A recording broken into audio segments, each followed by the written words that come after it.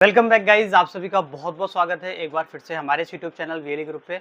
दोस्तों, अगर आप जनसेवा केंद्र चलाते हैं तो यहाँ पर आपको यूपीआई क्यूआर कोड की बहुत ज़्यादा ज़रूरत पड़ती होगी। आप तरह तरह के अपने दुकान में, अपनी शॉप में जो है क्यूआर कोड लगा रखे होंगे, गूगल पे, फोन पे, और इसके अलावा भी बहुत सारे कंपनी आपको प्रोवाइड कराती है। लेकिन इसका जो एक ड्रॉबैक है वो ये है कि आपके किसी सेविंग अकाउंट या करंट अकाउंट में आपका ये जो बैलेंस है पहुंच जाता है।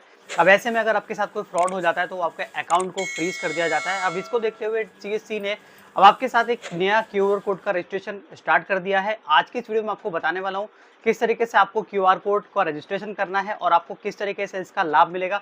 तो वीडियो पूरा देखिएगा, अंत तक देखिएगा। अगर अच्छी लगी वीडियो तो लाइक करके सब्सक्राइब जरूर से करिएगा।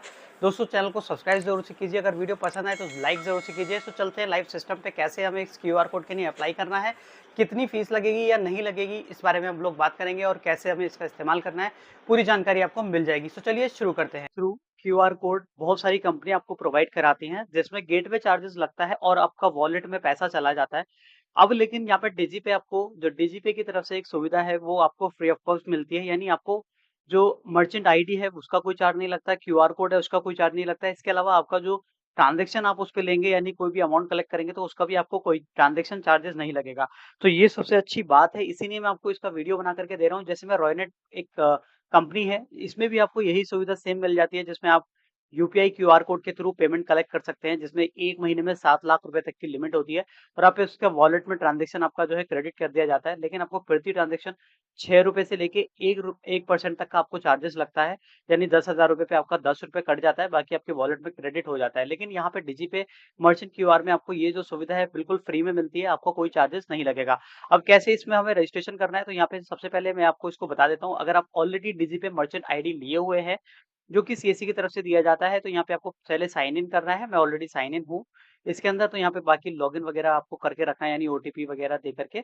इसके बाद आपको यहाँ पे इसको बंद कर देंगे। Code is now live on DigiPay lite desktop and laptop version, ठीक है।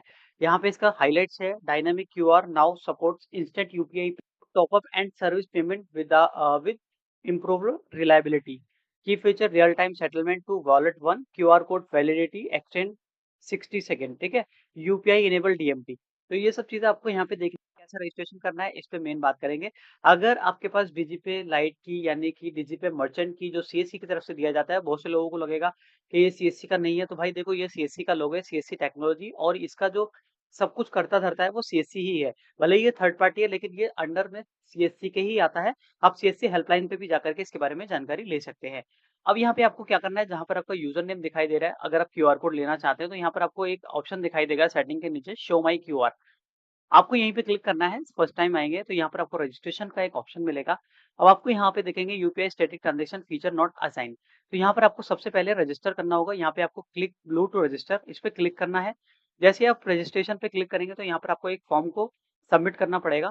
सबसे पहले आपको अपना नाम, जिस नाम से आपको क्यूआर कोड बनाना है, यानी जो कस्टमर को शो होगा, आपको अपना नेम डालना है। इसके बाद लास्ट नेम। अब आपको अपना बिजनेस नेम डालना है, जैसे आपको शॉप का नाम डाल सकते हैं, किसी भी नाम से भी आप यहाँ पे डाल सकते हैं। सेम यहाँ पे आपको शॉप का नेम देना है।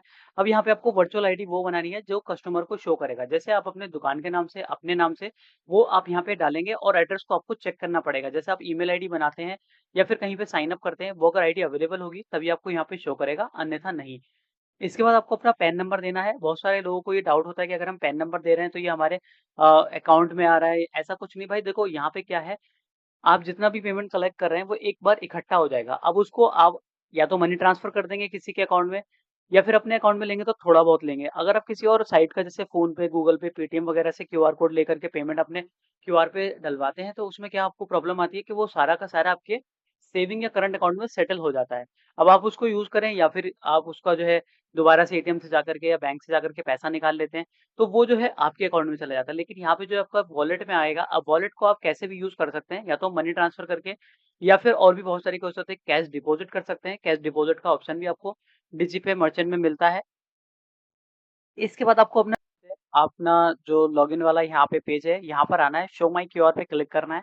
इस तरीके से आपके सामने मर्चेंट क्यूआर कोड आपको शो हो जाएगा, ठीक है, जहाँ पर आप कस्टमर से बिना किसी ट्रांजैक्शन चार्जेस के पेमेंट ले सकते हैं। आपको यहाँ पे कोई चार्जेस नहीं लगेगा। मर्चेंट क्यूआर कोड जिसका आप यूपीआई के थ्रू बहुत आसानी से पेमेंट ले सकते हैं। अगर आपके पास डिजिपे मर्चेंट की आईडी नहीं है, तो इसके लिए मैं रजिस्ट्रेशन का लिंक अपने टेलीग्राम चैनल में डाल दूँगा। वहाँ पर जाकर के भी आप इस यूपीआई क्यूआर कोड के लिए अप्लाई कर सकते हैं, यानी अपनी आईडी बना सकते हैं। अगर आपकी आईडी बन जाती है, तो फिर आप अपना क्यूआर कोड का जो वर्क है, वो स्टार्ट कर सकते हैं, बहुत आसानी के साथ। दोस्तों यूपीआई क्यूआर कोड लेने के लिए आपकी केवाईसी